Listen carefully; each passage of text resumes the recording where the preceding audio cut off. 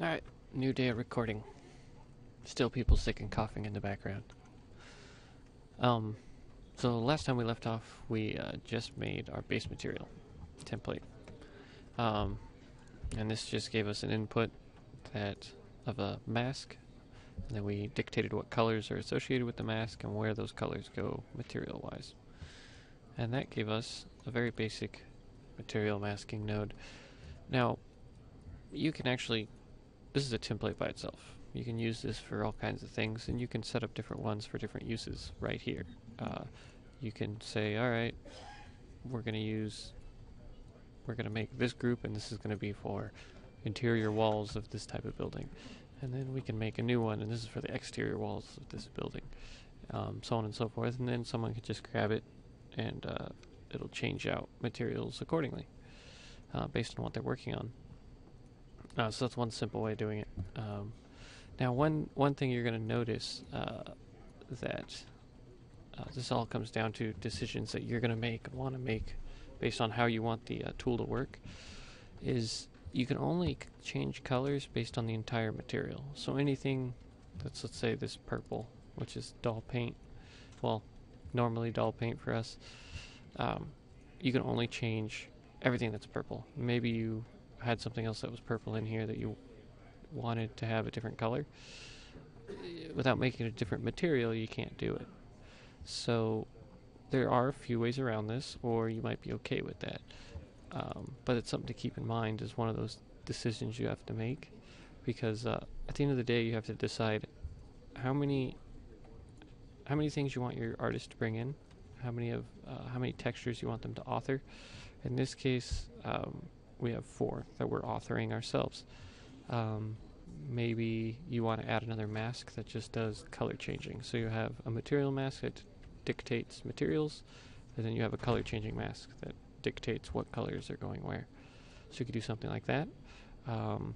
Or you can just be happy with having it work like I just said. Or you can do an override that you put in your own diffuse, your own base colors. And then everything starts overlaying on top of that. Every single one of those has a drawback and has a plus side. So it's really up to you and what you want to do. Right now we're just going to stick with what we have, because again, this is a simple example. But I just wanted to throw that out there, that those are some pitfalls of doing it this way. If you look at some other people's graphs,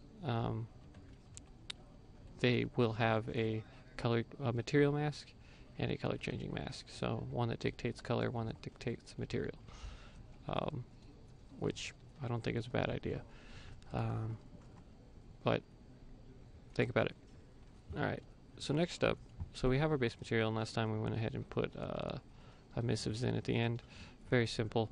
You could get as pretty with this or as you want. As you see, it's very basic. We're not putting any highlights or anything. We could go back again and do that. And continue to author it. But again, this is to get you the basics. So next up, we want to start doing our effects. Okay, we want to start doing all of our overlays, our chip paints, and things like that. Now to do this, we are going to just use the mesh adaptives that come with Substance Designer. If you have your own, use those. I'm not going to use Red 5s or my own, because I can't give them to anyone because they're Red 5s. So I don't want you to see something really cool and then not be able to use it. So we're just going to use the basic stuff, and all this stuff is really good. All of the stuff out of the box is I like it. One of the things I was saying is, the only positive of making your own is to have your own look, so that when people look at your portfolio or look at your work, they don't know that, oh, this guy clearly used metal edgeware straight from, Substance Designer. Things like that. The more you use this program and use these masks, the more you're going to start seeing them everywhere. Alright, so let's get started. So let's start with the basics of mask generators. So mask generators are just that. They're black and white masks that generate some type of effect. In this case, I grabbed metal edgeware. And it's going to ask for a few inputs. In this case, it's going to ask for a curvature an ambient occlusion, and a mask. As you see, it says it is optional. These are what's going to drive different effects. Then you'll take this mask and overlay it, multiply it with colors and things like that to get your normal map effects and all that. Okay? Now, if you remember from the other video, we spoke about quick ways of using these masks, being the color blends. So if we go over here, material color blend, pull this out. Now we know that this does everything we wanted to do at once for this example. You could obviously create your own different nodes and chain them in here. This, we're just going to show you how to chain them in here. So what we're actually going to do, we're actually not going to work in this file. This is going to be our end graph in this case. We're going to continue to separate things just to make it so you have things that you can reuse in new graphs and things like that. You can choose to set these graphs up anyway. Again, this is just my example. So we're going to go ahead and create a new graph. Okay, and we're going to call this tech wall. What do we want to call it? Effects. Okay, that's what we're going to call this. Let's be proper and put our dashes in there. Okay, and let's actually number it 0, 1, because maybe you end up with multiple nodes. Hit OK. We'll slide it up here. All right. Again, I forgot to make it PBR. Materials, default shader. Alright, so that's fine. So what we're going to do here is we're actually going to first drag in our original materials. We're actually going to drag in our normal map as well.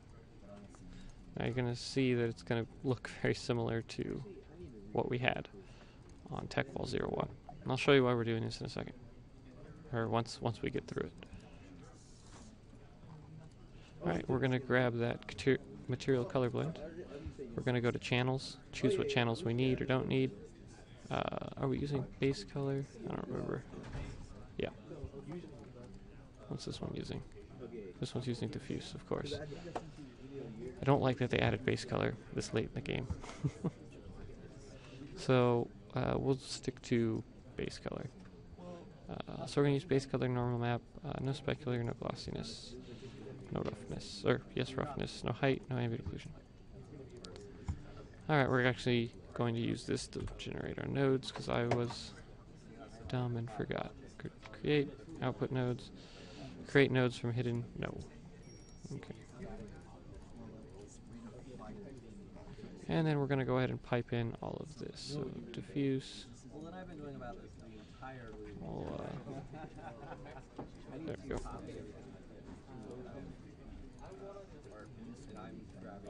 Now, it's broken right now for a reason.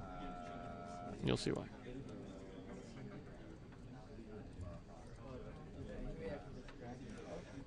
Oh, I don't know. Alright, so it's broken right now because it doesn't have a mask yet. So everything is just going to be flooded with the color because it doesn't know what it's masking out.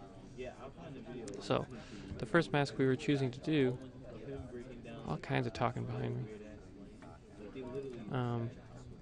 Let's go back to our mesh adaptives, and let's go to metal edgeware. Okay, we'll just plug this in the way it is, just so you can see our colors come back and know that it's working. Alright, so things to think about when it comes to the process I'm going to show you. So when you start daisy chaining these together, it's going to be compiling from basically bottom to top. So this node, whichever one is the last one, is going to be the closest image to the viewer, basically, or on the texture. It's going to be the top layer. So usually, at least the way I always look at it, is dirts and things like that should be last, because dirt usually covers the whole model, while scratches and things like that are usually under the dirt. So I usually start with scratches and chips and things like that, and then end with dirts and grunges and so on and so forth. Alright. So, let's go back to looking at what this wants. This wants a curvature and an ambient occlusion. Okay? Well, we have an AO. Go ahead and pull that in, change it to grayscale, and we'll go ahead and connect that. Alright. Let's go ahead and change this size to what we want, which is 2048. Okay. And the next thing it needs is a curvature.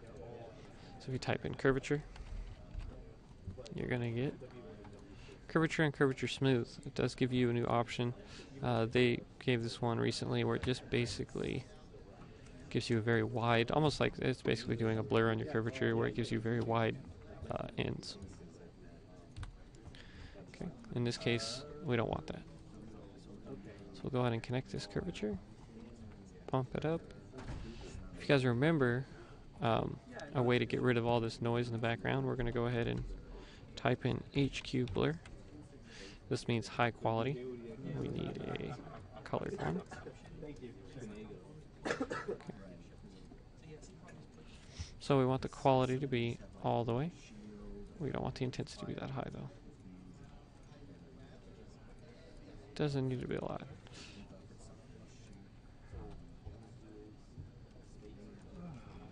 Just looking for enough to take away a lot of that noise.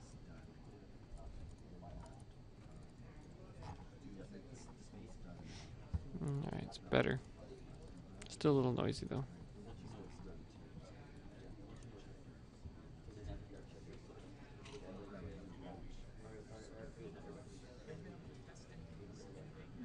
Alright. So we're going to take this curvature and put it in here. Alright. So as you see, bam, we have damage. Okay. And we also have wipe my nose real quick. Sorry. So we have some damage, we have normal map information, and now it's up to you to start adjusting that. By doing that, you just click on your mask node, start choosing what you want to adjust. Okay. This node will adjust the effect you see. This node will adjust the colors you see. Okay. One sec, I need to pause. Now, I will be going over how to author these nodes later on, but that's much more advanced, and so we'll worry about that later.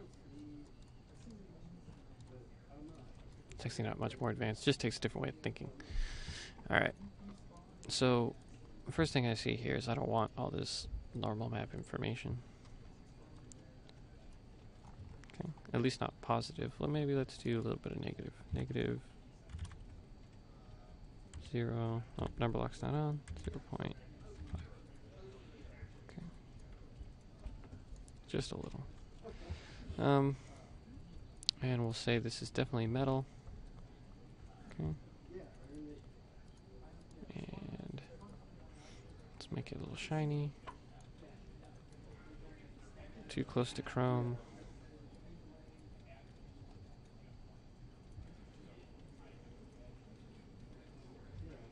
Okay. And let's go ahead and change our base color.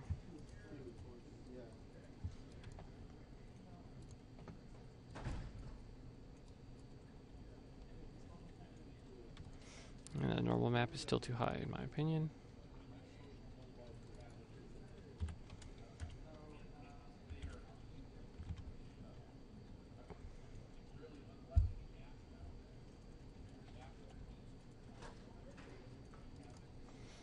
Okay, we'll go with that. Alright, so now we have our first effect coming in. Now, you see this optional mask down here, so we could choose, alright, this is metal edgeware. And we know that these two surfaces are painted. And we also have, if we go over here to Mesh Adaptive again, we also have a paint chip, I believe. At least they used to. Paintware. So maybe we want to do paintware on the paint and do metal chips on the metal. Okay. So now here goes where masking comes in handy. So we need to choose what metal we want to exclude from this. Alright, so for that, let's go ahead and bring in a mask. Our mask that we had made.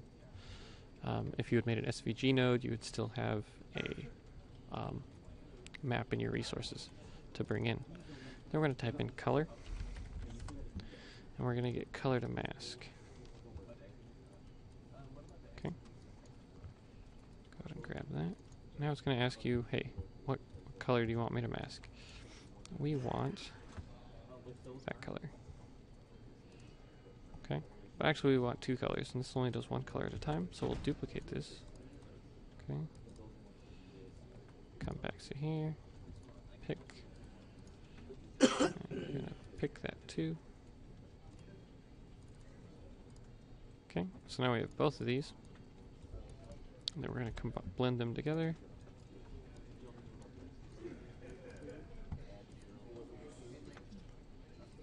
Is it add sub? No. Add linear. Alright, we're gonna go ahead and plug that in. Oops. We're gonna invert that and plug that in. Can we invert these? No.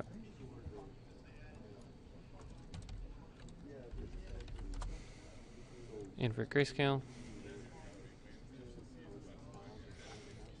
Alright, so now the metal damage is only on our metal sections. Okay? So one thing you want to kind of think of is these nodes that you're going to start bringing out, including your AO, are going to be used in a lot of these. So you kind of want to set these aside. It's a good time to talk about certain things like framing, things that'll organize your map and help you see things. So if this is your like startup area, go ahead and drag this. We'll go ahead and hit spacebar, go down to add frame, and we'll just put input nodes.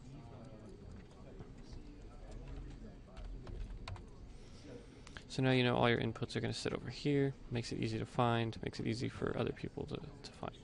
Okay? Alright, let's move some of this stuff around. Alright, so that was number one. Now we talked about doing the paint chip, so let's duplicate this. Okay. Gonna go ahead and just hit number two, excuse me.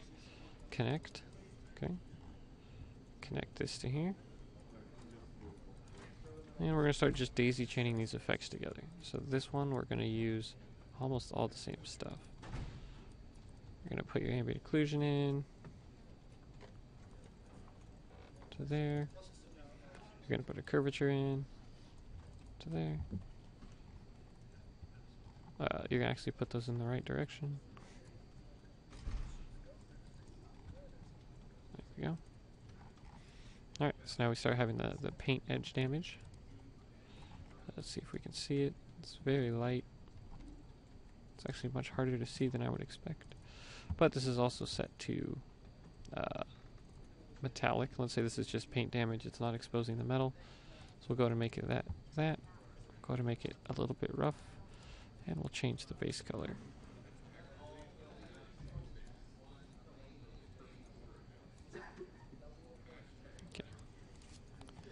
Now we only want this affecting paint, so we can actually reuse this mask that we already made, the non-inverted part.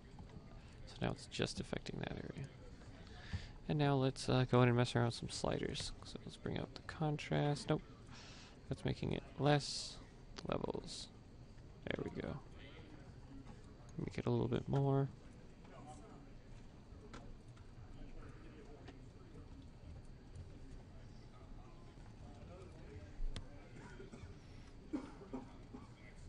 Mess with the radius, variations.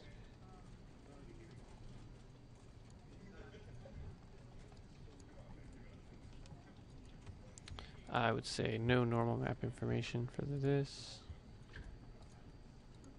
Actually, let's go negative 0.5 like we had on the other one.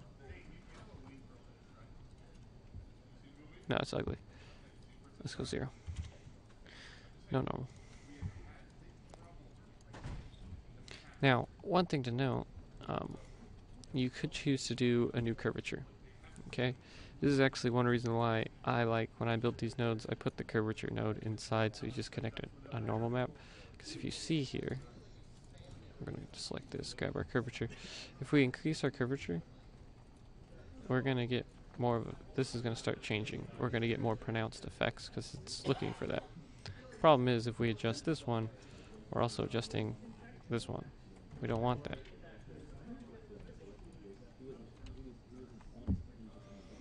So that's something to think about.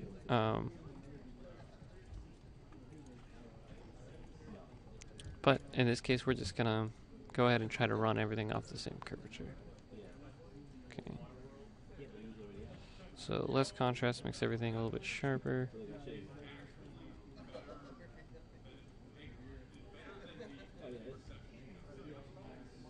Too much variation. Now I don't really like the colors, so let's go back up here. Let's change this to... Let's just try to do blending modes. Let's see if we can get something we like out of a blending mode. Add isn't bad. Maybe do add with a little bit less opacity just to make it look like it's worn. Let's do that. Add so everything's lighter, as you see. We'll go ahead and drop the opacity.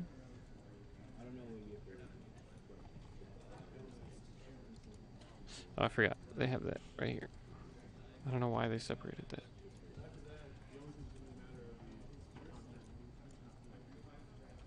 So, something like that. Now, for me personally, I wouldn't mind seeing the paint damage a little bit larger, things like that. But this is what they chose to do. Alright. So, let's say that's our edge damage. So, what else can we do? Let's add some large noise to the painted surface just to break up the paint. So let's go ahead and look to see if we have anything to do that. Let's go to Mesh Adaptive. Bottom to top, we have dirt. Maybe we don't want that though. Grease, leaks, ground dirt. Let's see. Metal weathering. Let's actually look at that. Oh my. So this is like what I was talking about, where it probably has one of these nodes on the inside of it. So this is going to need a world space and an ambient occlusion. Let's not mess with that right now. That could be really cool, but I've never used it, so I don't want to start breaking stuff. Fiberglass edgeware.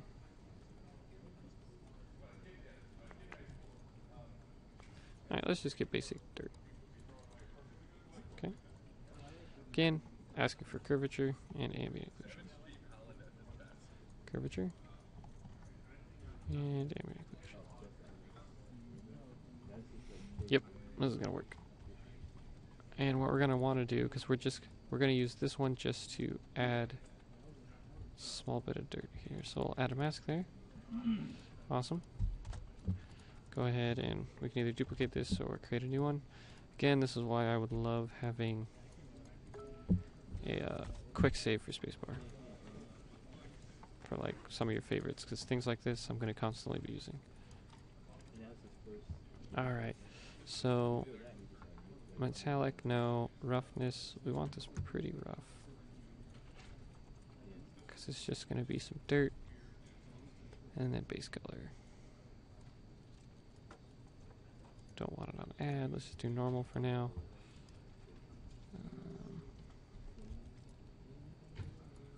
Just do something like that.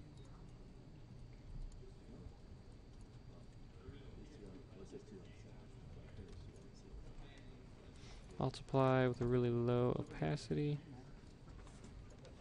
Let's see what options we have. So edge masking, dirt contrast.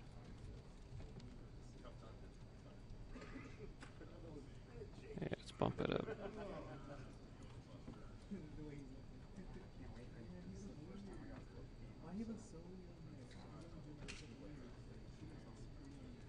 Again, it's a lot of slider play. Now, a lot of this, because you are creating a template, you're going to be exposing this for other people to use. Really, you're just testing to see if you get the effect to work the way you want it. And, you know, once you know it works, you don't need to sit here and adjust things. But, hey, it's fun to play. Alright, so now we have that effect. We know we want that for painted surfaces. And lastly, not lastly, let's do like an overall dirt. So let's do leaks, because leaks are fun. And let's do where's ground dirt? So now let's do dripping rust. And let's do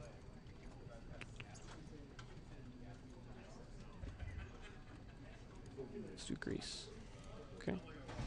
Well, so grease is asking for a thickness. Now thickness map is really kind of like an ambient occlusion. Kind of. It's more like an ambient occlusion that's been adjusted, or not an ambient occlusion, a curvature. A thickness, the thinner an area is, the more light that goes through it. Used a lot of the time on trees or faces, like on ears and like where the nose is and things like that. In this case, I don't think it's worth it, so we're gonna just not do it. I found ground dirt anyways. Alright, so why did I say it's not worth it? Well, because it's going to ask for a thickness map, so now we need to generate a thickness map. And if we're only going to run one thing off that thickness map, I usually justify, is it that important? Like I said, you want to choose how much stuff you want to be authoring, saving with the file, things like that. In this case, both of these are going to use a position map, which is a new map, but it's only one new map. And we're going to have two nodes that are going to use it. And I get to show you some baking. So we're going to make a position map. So we're going to go to our mesh, right click, hit bake model information. Alright. Now in here, this is where you could choose, high polys. You can put your high poly in here. It'll build a cage. You can actually import a cage.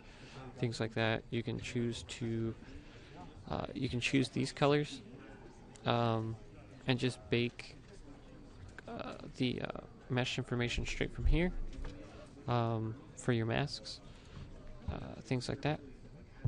Quite handy. So in this case, we want y-axis, so up and down. We just want to choose one axis. To get to this, you just go up here to the plus, find which one you want, and we'll go ahead and hit OK.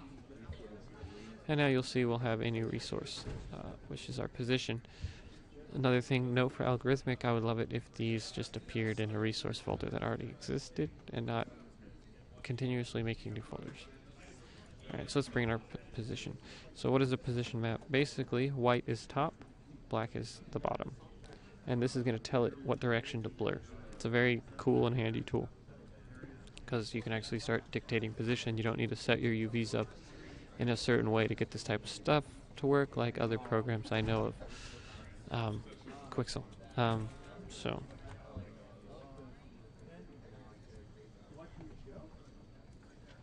go ahead and make our next one. So we're going to go ahead and start with our dripping rust. Go ahead and put that in and make this our new. So we have our nothing in here yet. So this is going to be our new output. So we're going to go ahead and, or input. We'll go ahead and go over here. Slide our position over. Grab our curvature. This is where that control thing comes in handy if you need to like zoom around, just so you know where you're connecting. And lastly, our ambient occlusion. Oops.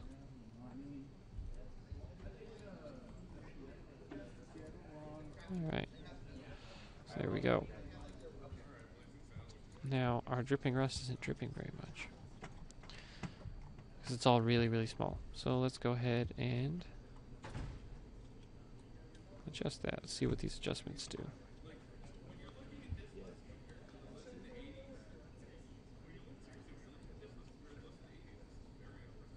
Never use this. So dripping intensity is how far it's dripping. Oh, this thing makes things really rusty. This is kind of crazy. I wonder if that's just because the curvature is too much. Let's actually see.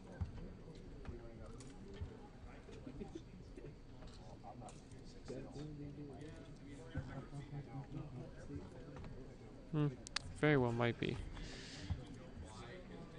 Yeah, it is. So we could choose to make a separate curvature for this to get the effect we want.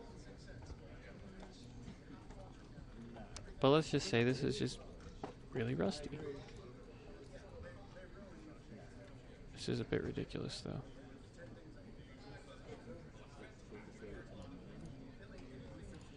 Alright, let's go over here.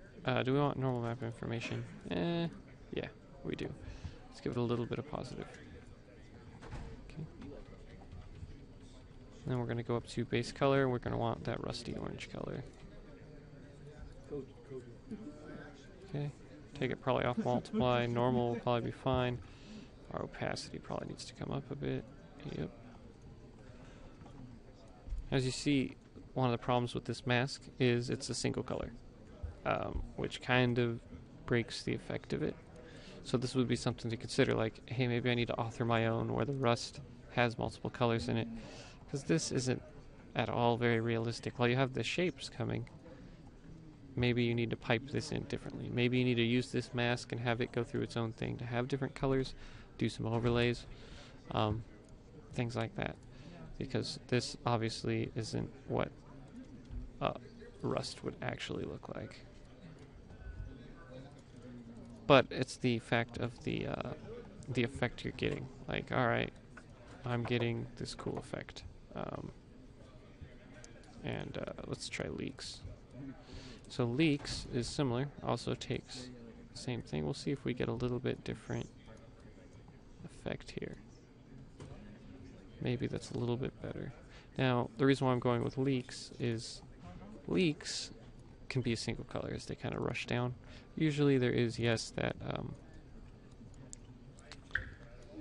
yeah, there we go. I actually like that a lot more. So, we're not going to do rust. We're going to do leaks. See how cool it is? It's like sliding down.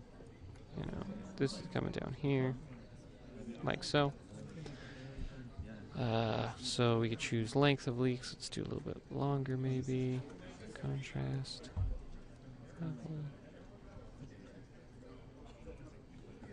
So on and so forth. You could just start messing with it. I think that's pretty good. Okay. Now leaks are going to probably be a little bit, shinier, right? Because it's like water. Let's say they're still a little bit wet from the water.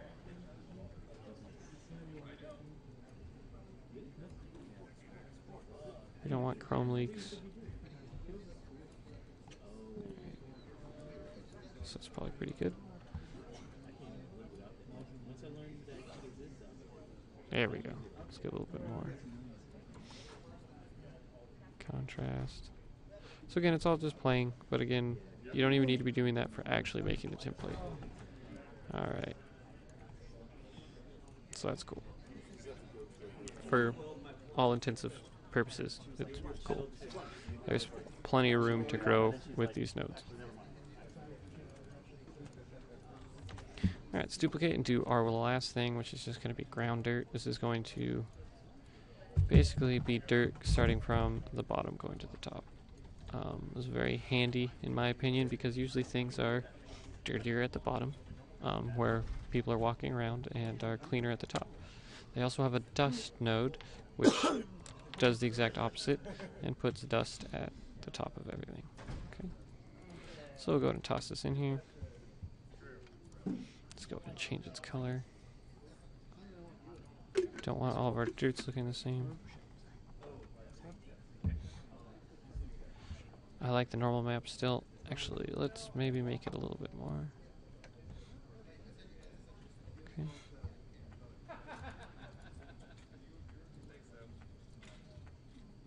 Pro Flowers. Alright, thank you, Pro Flowers. Alright, make any adjustments.